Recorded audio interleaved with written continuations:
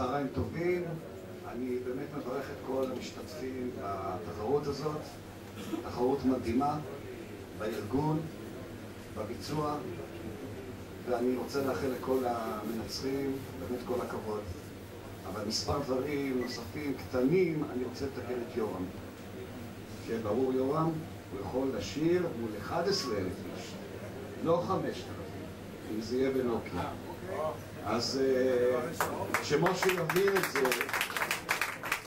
ובאמת, תודה.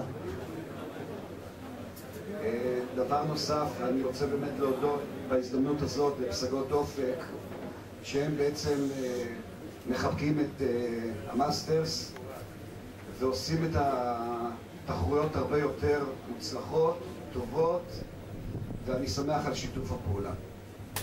ואחרון חביב זה לרונן שטרס, שהוא יושב אצלי במשרד יום יום, משגע לי את השכל, ואתם רואים את התוצאות, אז מגיע לו. תודה רבה לכולם.